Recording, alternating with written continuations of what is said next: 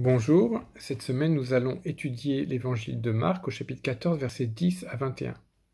Première chose, c'est que Jésus savait tout par avance. Ainsi, il indique à ses disciples de suivre un homme qui a une cruche et de lui demander simplement où est-ce que eux et Jésus vont pouvoir préparer la Pâque, et cet homme va leur donner, leur prêter le lieu où ils vont préparer la Pâque. Et ça nous fait penser aussi à un passage dans Marc chapitre 11, à partir du verset 2, où il est dit « Allez dans le village qui est devant vous, dès que vous y serez entrés, vous trouverez un ânon attaché que personne n'a encore monté. Détachez-le, amenez-le ici. Si quelqu'un vous demande « Pourquoi faites-vous cela ?» répondez « Le Seigneur en a besoin et il le renverra très bientôt. » C'est exactement aussi ce qui va se passer dans ce passage-là. Donc, simplement pour dire que Jésus, c'est tout par avance. Et aussi, dans ces deux passages-là, on voit que Jésus est le Maître. Jésus est le Seigneur. Il a tout à sa disposition.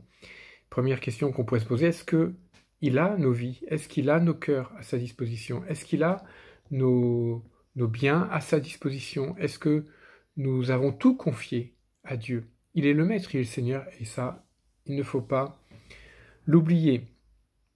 Alors la deuxième chose qui est un peu parlante dans ce récit, dans ce passage, c'est les versets 10 et 11 et les versets 18, 19, 20, où nous est détaillé un petit peu la trahison de Judas.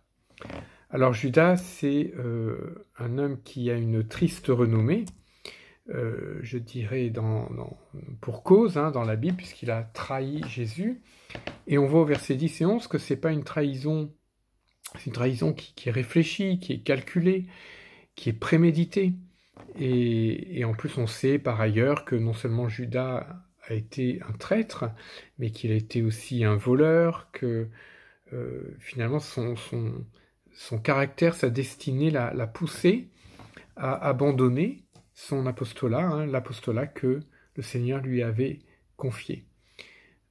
Et donc là, Judas est présent dans cette équipe, dans cette communauté des disciples, mais en fait il est éloigné de la pensée et de la communion de ce cercle des disciples.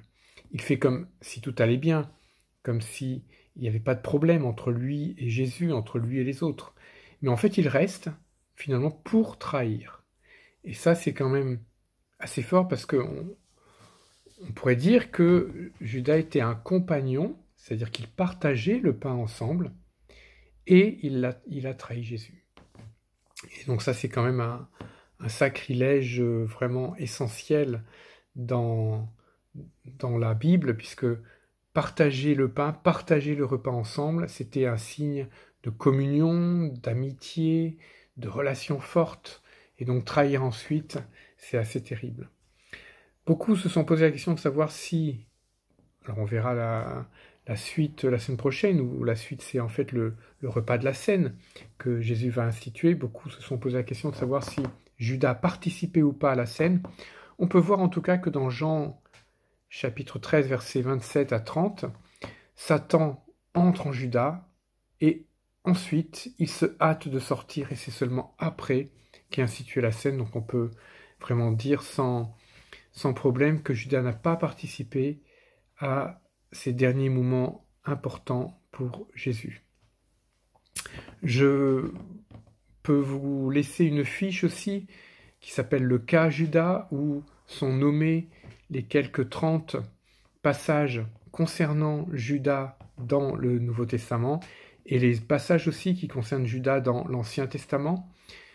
Et vous pourrez étudier de façon plus approfondie, si vous le souhaitez, le cas de ce personnage qui a partagé les moments importants de la vie de Jésus et qui pourtant s'en est écarté. Donc une leçon aussi pour nous de ne pas abandonner notre salut, notre ministère, notre apostolat, ce que le Seigneur nous a donné, gardons-le précieusement en étant bien attachés à lui et à sa parole et en ne jouant pas un double jeu.